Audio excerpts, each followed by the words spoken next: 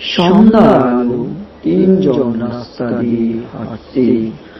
18 আর 20 এই বয়সটা শুধু অসংখ্যা নয়, এই বয়সটা অনুভবের ছায়া। মেয়েরা হাসছে, ছেলেটা গল্প শুনছে চুপ করে। নিশা আর রিমি, দুই বান্ধবী আর সৌরভ, যাই চুপ থাকা মানে অনেক কিছু বলা। তাদের হেঁটে চলা যেন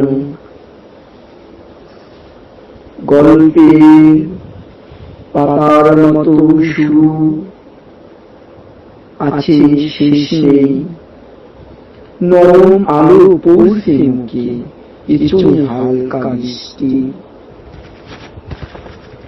স্কুল মানে শুধু পড়া না, স্কুল মানে গল্প বলা, পড়া। অভিমান, বিজাদুপুর আর তিনজনের বোঝাপড়া।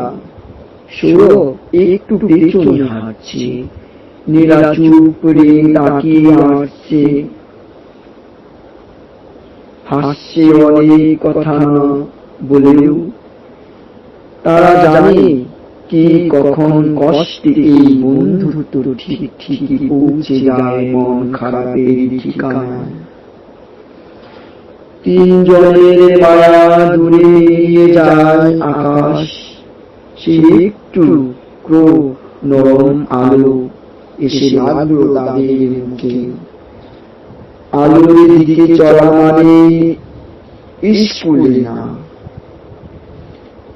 মানে সাহস আর সঙ্গী পাওয়া, যে চুপচাপ পাশে হাঁটা সব সময়।